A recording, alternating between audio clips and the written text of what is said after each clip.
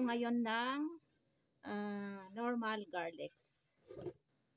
Ang gagawin ko dito ay gagawin kong powder. So ang gawin ko muna dito ay babalatan ko. Tingnan nyo, ito yung isang clove ng G1. Hindi pala ito G1 garlic. Ito ay ordinary native na garlic. Ayan. Ito yung isang clove. Tingnan nyo yung laman. Malalaki yung ngipin. Ayan. Ito yung ngipin. So babalatan ko ito. Tapos gagawin ko itong powder. I-grind ko ito. And then ibilad ko ito. Basta subaybayan nyo na lang yung aking kung paano ako maggawa ng powder. Garlic powder. Kasi marami pa kaming extra na mga ordinary garlic o native garlic. Kaya yung iba gagawin kong powder, yung iba naman ay ginagamit ko sa pagluluto. Kasi everyday naman ginagamit ko sa pagluluto ng ulam. Kasi pag naggamit kami dito ng bawang, halos isang clove ang gagamitin namin.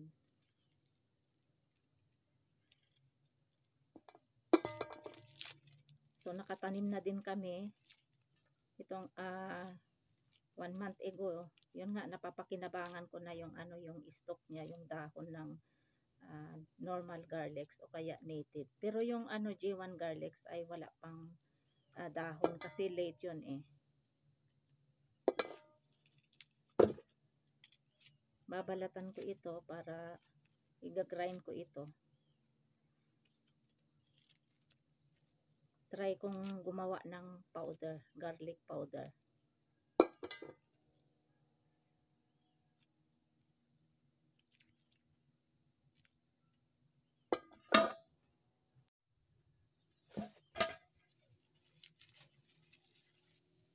Ito yun na yung aking nabalatan na gagawin kong garlic powder. Marami na siguro ito. Ayan, marami na siguro ito. So dagdagan ko ng kalahating clove. Ito yung native na garlic o kaya ordinary normal. Mas malaki yung G1 garlic kumpara dito sa native na garlic. Gagawin ko itong powder, garlic powder. Mag-stock ako ng garlic powder.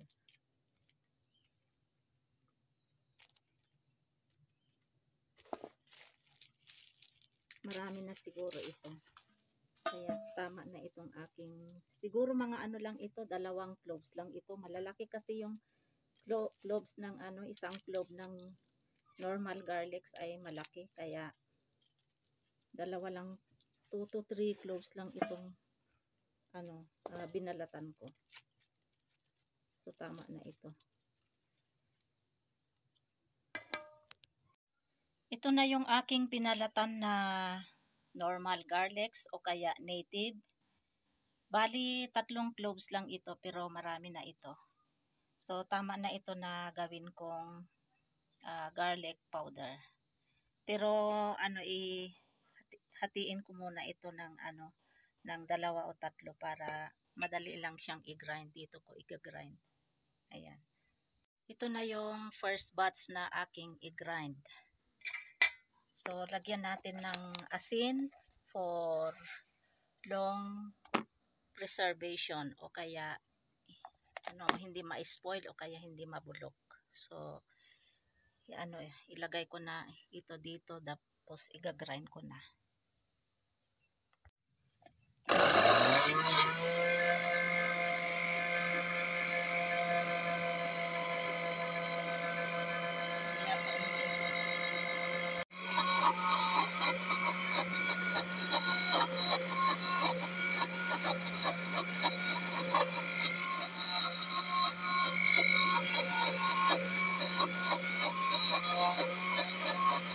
So ito na yung na-grind.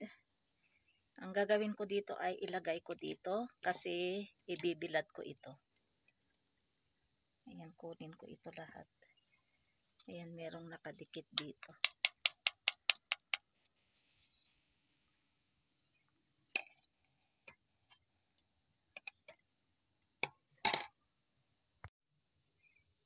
Ito na yung second batch. So, lagyan natin ng salt.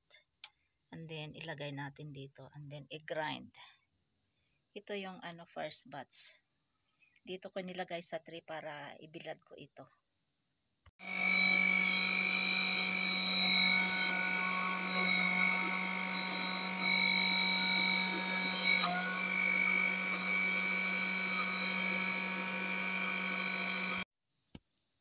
So, ito na, pwede na ito.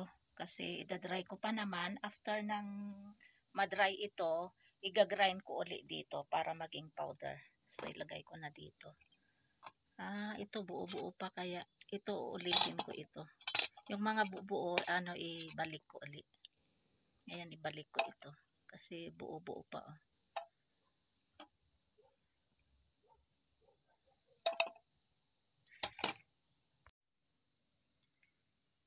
It's hard to grind from this blender or this machine. So what I did is I make paste from here, and I think this is better to make paste here in mortar and pestle. So now I have to put all this one here. You see, it's nice to make paste. Ayan, so ganyan i-level yan para ma-dry. And then ilagay ko na ito sa sa dry, sa sun drying. Maganda ang panahon. Ayan. So ito na, ida-dry ko na, sun drying. So dalhin ko doon ko dalhin para madaling matuyo. Maybe in 2 days madry na ito, tapos i-grind ko ulit doon sa small blender kung saan ako gumawa ng paste nito. Dito ko ilagay para hindi makita ni Langga, kasi kung makita niya ito, itapon niya. Ito yung popcorn. Ayan, dito ko ilagay. Ayan. Madali lang siguro ito matuyo kasi may maganda ang sikat ng araw. So 2 days magiging na ito, magiging dry.